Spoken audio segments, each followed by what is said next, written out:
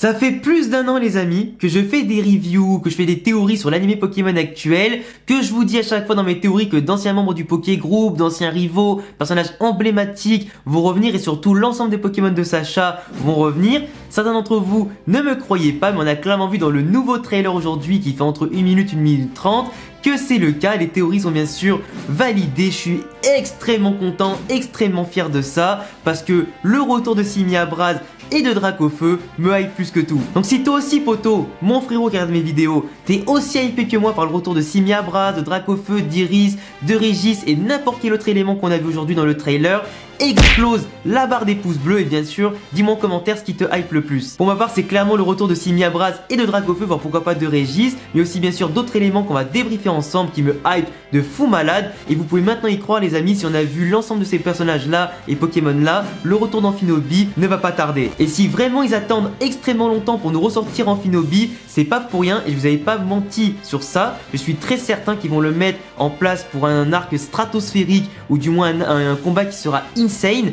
Je pense que son retour est pour très bientôt. D'ailleurs avant d'aller plus loin les amis dans la vidéo et l'analyse, n'oubliez pas de vous abonner, cocher la cloche si vous kiffez mon travail, mes recherches, mes analyses, les vidéos que vous voyez et Pokémon. Ça fait extrêmement plaisir, on se rapproche à très grands pas des 100 000 abonnés. On n'est plus qu'à un poil de cul ou du moins un grand poil de cul de Mastouf de les avoir. Du coup si vous me soutenez, vous aimez mon contenu, ça me ferait plaisir que vous vous abonniez à ma chaîne pour ne pas rater la suite. Après j'avais une petite proposition à vous faire. Est-ce que ça vous dirait, vu qu'en plus j'ai lancé ma chaîne Twitch il y a plus d'1 mois maintenant et que je stream entre 3, 4 et 5 fois par semaine, est-ce que ça vous dirait de regarder les épisodes de la semaine de l'anime actuel avec moi, donc directement en stream? Comme ça vous pourrez poser des questions, interagir, donner vos avis, vos théories et éventuellement est-ce que ça vous intéresserait que je puisse tourner mes vidéos théories ou reviews à chaud après les épisodes, après bien sûr quelques analyses et quelques petites recherches pour qu'on puisse simplement les tourner en live, passer un bon moment et ensuite j'en ferai une vidéo pour la chaîne YouTube. Du coup si vous êtes chaud, n'oubliez pas de me le dire aussi en commentaire, de bombarder les likes et de vous abonner à ma chaîne Twitch et YouTube, il y a tout en description et le bouton rouge directement sous la vidéo. Mais vraiment les amis, en ce moment j'avais pas une très grande hype, sur les épisodes parce qu'à part l'évolution de l'armée Léon,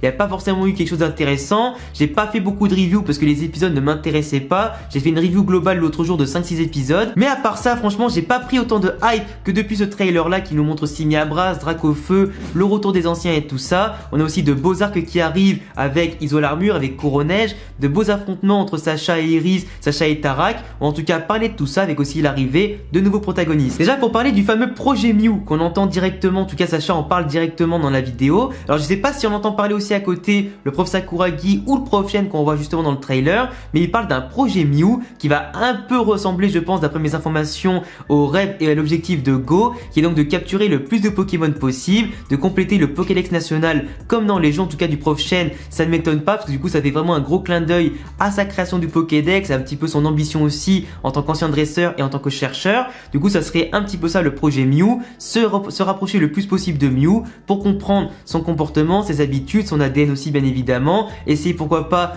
de l'approcher pour le capturer et capturer au passage tous les Pokémon. Après j'attends bien sûr d'autres informations sur ce fameux projet Mew, il y a sûrement d'autres composantes que je n'ai pas vu que je ne parle pas japonais et tout ça, mais d'après les premiers indices ça ressemble un petit peu à l'objectif de base de Go, du coup ça change pas grand chose. En tout cas le prof Shen qui nous fait revenir Régis qui n'a plus sa tenue en tout cas de chercheur etc, mais plutôt une tenue normale, qui va venir sûrement épauler Go et Sacha. Il sera d'ailleurs présent à un moment où ils vont rencontrer Sulfura. Du coup il y a quand même beaucoup de hype parce qu'il y aura sûrement des recherches sur les légendaires pour les capturer, les approcher, des interactions, des combats, ça va être totalement un truc de fou. Régis à mon avis qui va peut-être affronter Sacha pour voir en tout cas où il en est, sa progression, s'il a progressé en tant qu'homme, en tant que dresseur etc.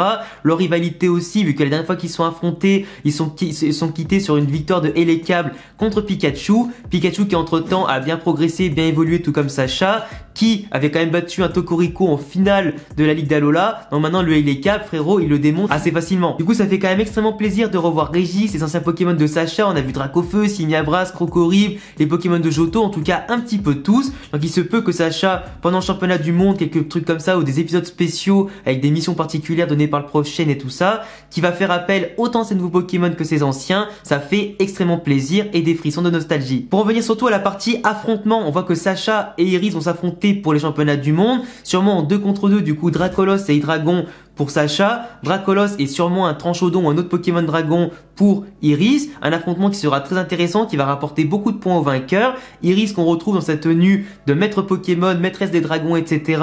Comme dans Noir et Blanc, du coup comme dans les jeux. Du coup ça montre qu'elle a quand même bien level up, qu'elle a sûrement grandi en tant que personne et en tant que dresseuse. À voir bien évidemment quelle est sa place au championnat du monde, combien de points elle possède aujourd'hui, qui peut-être elle a affronté, en tout cas elle va apparaître pour un seul épisode seulement, pour nous raconter sa vie, faire 2-3 conneries et surtout affronter Sacha. Donc avec Régis, les anciens Pokémon de Sacha et Iris qui apparaît, etc. et de beaux affrontements, niveau fanservice, on est au top du top. En plus ça m'intéresse trop le côté affrontement contre Iris, entre Hydreigon pour vraiment voir son potentiel contre de gros Pokémon adverses et surtout le fait qu'il y aura les deux Dracolos qui vont s'affronter, entre un Dracolos colérique et badass et un Dracolos plus câlin, etc. et plus timide. Ça va être hyper intéressant de voir une opposition de style, même si je pense que entre les deux, celui d'Iris a plus d'expérience et de puissance et que c'est sûrement Hydreigon qui va finir le travail du côté de Sacha. Du coup pour moi victoire de Sacha, mais on verra bien la suite. Autre affrontement qui me fait monter la hype et qui va peut-être confirmer la théorie que j'ai sortie la semaine dernière durant ma vidéo où je parlais des 5 Pokémon légendaires que Sacha pourrait capturer pour faire aussi bien que Go avec Suicune. J'avais dit qu'à un moment donné, Sacha réaffrontera Tarak avant les championnats du monde, du moins la catégorie Master Ball ou Hyper Ball, pour voir un petit peu où il en est aujourd'hui en tant que level de dresseur, si ses Pokémon sont bien entraînés et tout ça. On voit dans le trailer que Sacha avec Pikachu vont affronter Dracofeu et Tarak. Il se peut qu'ils vont se prendre encore une fois une belle dérouillée contre Tarak, ce qui serait quand même tout à fait logique vu que c'est actuellement le meilleur dresseur du monde. Et que du coup, Sacha, après cette défaite là, va se remettre en question et partir aux sources de Tarak, donc à Galar, pour parcourir Isolarmure et aussi Couronnège, pour affronter pourquoi pas l'ancien maître de Tarak et récupérer au passage un Huchours. Le problème du coup, c'est que moi j'avais dit qu'il allait avoir Huchours, qui va évoluer en Chifours dans l'une des deux formes, et il se peut qu'avec ce qu'on a vu dans le trailer, ce soit invalidé au moins pour la capture du Huchours et pas forcément pour la partie Isolarmure Couronnège. Il va partir s'entraîner là-bas. On a vu Tsurugi qui a un Chara design hyper stylé du côté rouge. En plus de ça, il peut peut-être être un nouvel rival de Sacha. Il peut en tout cas apporter pas mal de choses à l'histoire. Il a l'air hyper sûr de lui, hyper badass, et d'apporter pas mal de connaissances à Sacha, du moins à Couronnège. De l'autre côté, on a Asahi qui a un Chara design plutôt orienté vers la couleur bleue,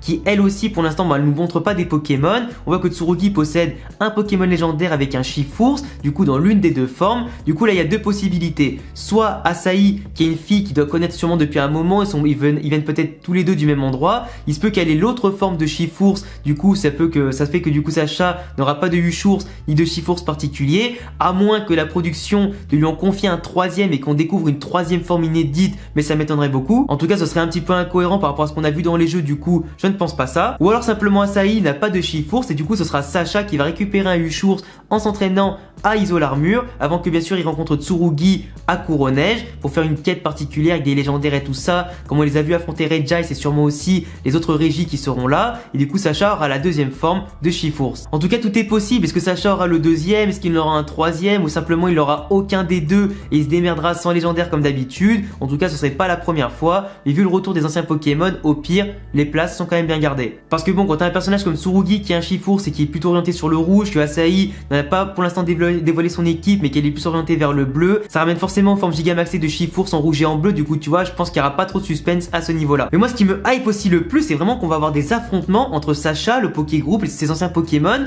et aussi des légendaires comme Regis, comme on a vu qui s'est fait démonter par Chifours dans le trailer, Sulfura qui affronte Simiabras et peut-être Dracofeu. Enfin vraiment il y aura beaucoup de combats qui vont arriver contre les légendaires et personnellement ça me hype de fou. Mais surtout à la fin les amis, à la fin du trailer, et ça j'en avais aussi parlé dans mes théories, qu'on verrait du coup l'arc de Couronnège et Silveroi, parce que le petit son qui est à la fin quand après Go il a une petite réaction comme ça, on comprend exactement comme dans le trailer à l'époque de Pokémon Épée et Bouclier pour les DLC, qu'il y avait un petit son similaire pour annoncer l'arrivée de Silveroi, d'où le fait qu'on aura un arc avec lui pour aller chercher ses destriers. En tout cas les gars, c'est tout pour cette vidéo review analyse de ce petit trailer de 1 minute 30, mais il y avait quand même beaucoup de choses à dire, il y avait beaucoup de choses très intéressantes entre les affrontements contre Tarak, contre Iris, les légendaires qui vont arriver, le retour des anciens Pokémon, le retour probable d'anciens rivaux, d'anciens personnages, etc.